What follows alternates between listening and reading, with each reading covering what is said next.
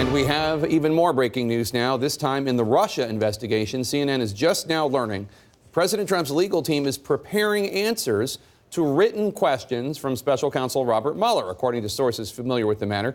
This is a major development after months of negotiations between the president's legal team and special counsel Robert Mueller's investigators. This could signal the beginning of the end of the Russia investigation. The sources said the questions for the president are focused on matters concerning the investigation into conspiracy between any Trump campaign associates and Russians seeking to interfere in the 2016 election. Let's get right to CNN's Evan Perez and Gloria Borger, who have this breaking story. Evan, what can you tell us about the questions that the Trump team is preparing to answer? Well, Jacob, this is a big moment, as you said.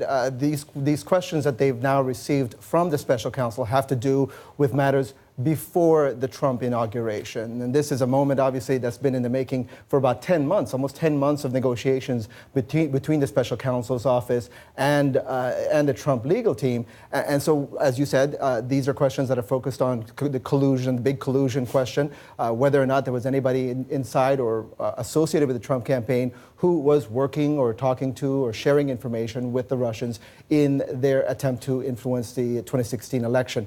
What is not on the table in these questions, we're told, is obstruction, which is something that we know is a big part of the Mueller investigation. That is still something that the two teams are still discussing. They're still in negotiations over. We do have a statement that we got from Jay Sekulow, one of the president's attorneys. Put it up just for a second here.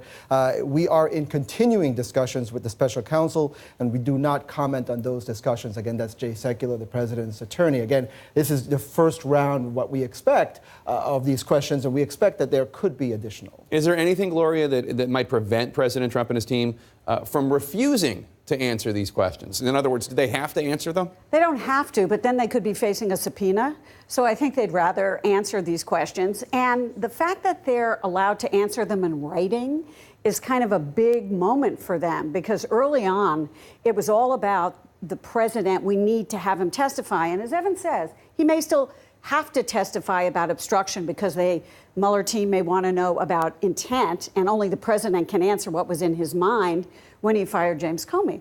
But as for pre-inauguration, they're not protected by executive privilege.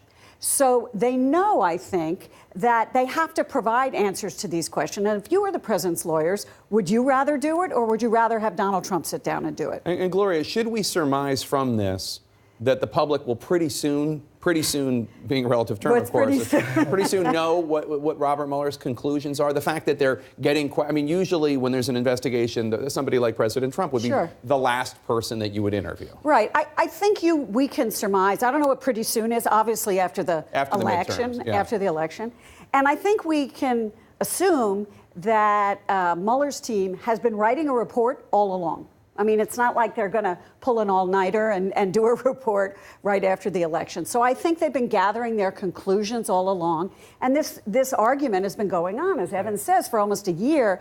And they had to find a way to kind of get past the impasse. There still may be another impasse when it comes to the president himself personally testifying. And that's the thing also, because it's not over, the idea, even though these are written questions for this first round. It's been a moving target whether or not President Trump is going to ultimately sit down, especially, as you say, if the obstruction charges, questions are not part of this first round, so they're in a second round, and you need to get to what's in President Trump's mind. Take a listen to President Trump this morning on Fox and Friends, asked about whether or not he would sit for an interview with Mueller. Well, it seems ridiculous that I'd have to do it when everybody says there's no collusion, but I'll do what is necessary to get it over with. So it sounds like it's still possible, even though there are written questions here, it's still possible that there'll be an in-person interview. Right. It's still possible that I could be president. It's not going to happen, right? So I would vote for you. I don't know. Yeah. But look, it is technically still possible that the president will sit down for an interview, but that is almost not going to. Oh, that's almost certainly not going to happen. The president's lawyers are all against it. They all believe that this take-home test, which is sort of like college-style version of things where you answer questions, his lawyers are actually going through the documents that they already provided to the special counsel, so they make sure the answers match up. That's the best way to answer these questions, they believe, that protects this president.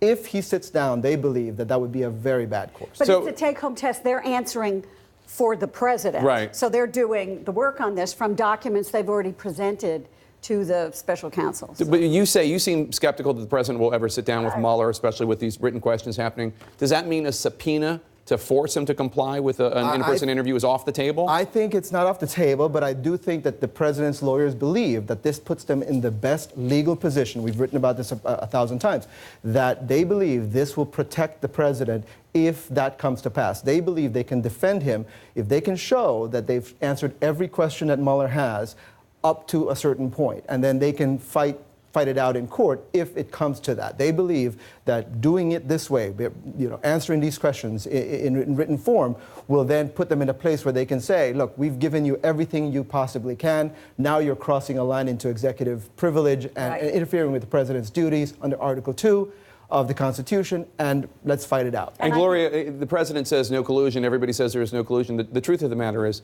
we have no idea what Robert Mueller is going to conclude. He could drop a bombshell, or he could disappoint the resistance. We don't have any idea. Right. He's a black box, and he's been working on this for what, 2 years, year and a half. He's done an awful lot of indictments, and he's done a lot of indictments of Russians. So we really, we honestly don't know, but we know that the last thing in the world his lawyers want is to put the president in front of Team Mueller and answer questions about obstruction. And they do believe that executive privilege is on their side when it comes to something that happened post-inauguration. And they surely see this development as at least a step for them. One last thing, Jake. I think it is clear, based on our reporting, that people are still going before the special counsel and they're still being asked about things that would relate to collusion. So it is clear that the special counsel is very much still looking into that question. All right. Great story. Congratulations on the scoop. Appreciate it.